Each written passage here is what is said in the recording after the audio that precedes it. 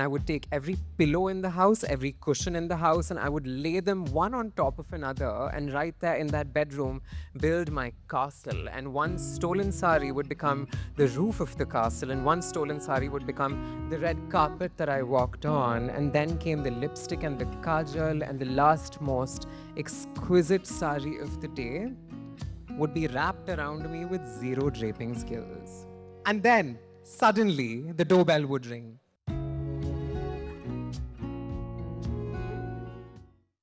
This is a love story.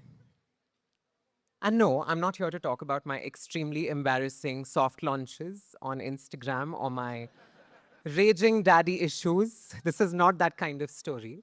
Um, this is actually the story of a 5-year-old boy. And not in a creepy kind of way, I swear. Uh, I was that 5-year-old boy. I was 6 or 7 years old and I was in the first grade. And I remember I would come back from school and my father would be off at work and my mother would be somewhere doing chores. And I was home alone and time would stand still. So I would very sneakily make my way into my parents' bedroom and lock the door. And that is where a little love affair would begin between me and my closet full of saris. And this was a time that, my world existed entirely in twos. It existed in pink and blue and black and white and boy and girl, cricket bats and Barbie dolls and silence and violence. And I, a little 5-year-old, wasn't quite here nor there. I was always lingering somewhere in between, never quite knowing where I fit in. Why doesn't my reflection seem like it's mine? Why doesn't my body seem like it's mine? I didn't know many things about myself and the world, but what I did know was to observe people like you, men and women, people on covers of magazines and movie screens. And I remember my class teacher who wore the most exquisite Kanjivaram saris. And when she would wear them and glide across the corridor with jasmine in her hair, you would think of Sushmita Sen, straight up. That was her thing. And I remember my Telugu speaking grandmother who would wear a very simple cotton sari, just like this, day in and day out, like it was a routine, and how that sari would turn magically into a handkerchief, a pocha, a napkin, and 20 other things. And even after all of that, it would be perfection. I remember when my brother was born and a group of transgender women visited the house, I was so scared, but I was also so drawn to them. And the way they clapped and danced and sang in their saris, I was confused, but also in awe. I remember thinking, is this me? Are these pieces of a puzzle that I'm trying to solve? Right?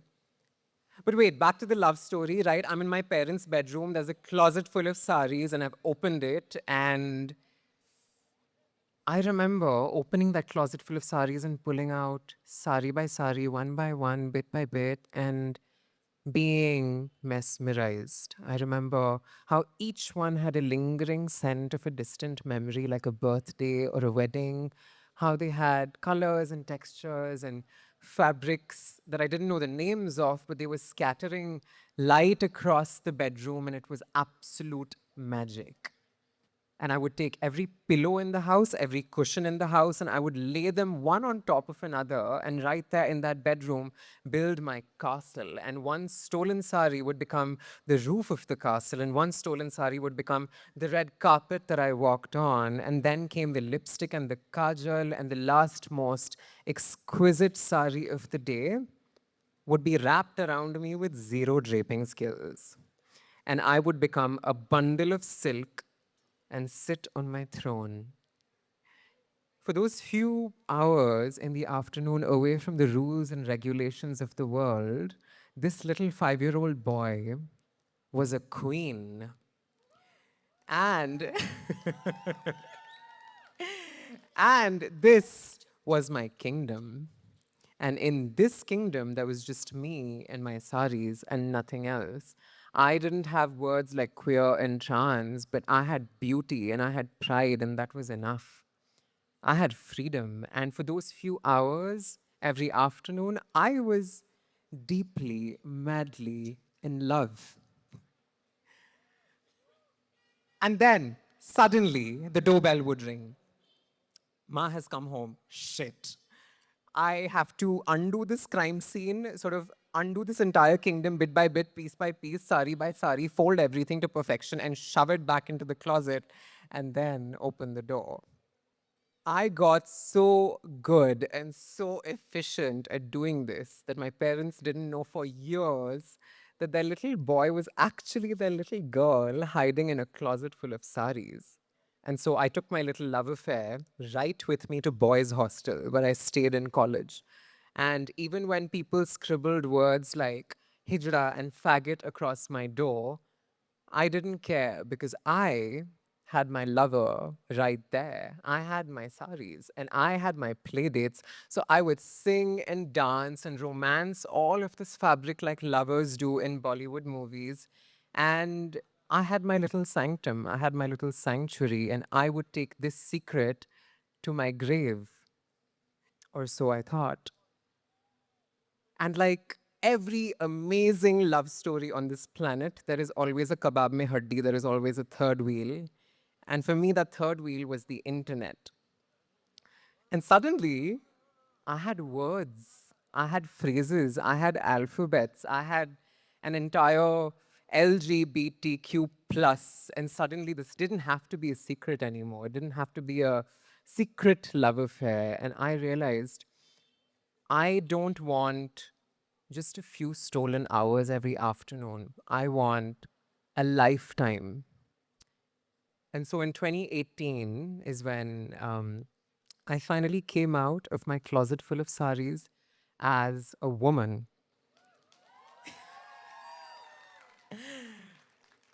And around the same time, this is hilarious. I was asked to write an article online about my shitty love life. And I'm very grateful because it made me my first paycheck. It was exactly 5,000 rupees. And so And so I took that cash and I went to a store and I bought my first sari. And like my womanhood, this sari was not borrowed or stolen or hidden. It was fought for. It was pulled from the hands of a society that did not want to give it to me, and that is why it was mine. And it belonged to me. And now, many years later, that sari has faded a little bit, but I still wear it standing on stages like this and freezing in the cold. But I love it so much because it's my first sari, and I think it looks stunning. um, yeah, I feel like an absolute goddess. um, the thing is, this pallu does not use the wrong pronouns, and these pleats don't ask for what's between my legs.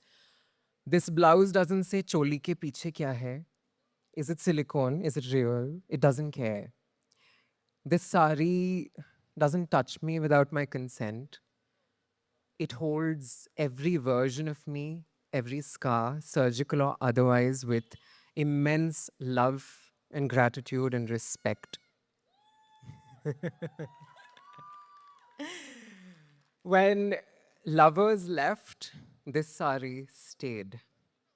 It was draped to perfection. In my life as a doctor and on the first character that I played, it is feminine, but it is also genderless. It is power, but it is also softness. It is sexy, but also rebellious. It is steeped in the blood, sweat, and tears of my trans ancestors who fought on the streets so I could stand here today, out of the closet wearing this sari and on this stage. And I hope that every little queen in some bedroom in some corner of this country is able to have that someday. So, like I said, this is a love story between a little 5-year-old boy, a 5-year-old girl, now a woman forever in love with her saris. Thank you. Thank you.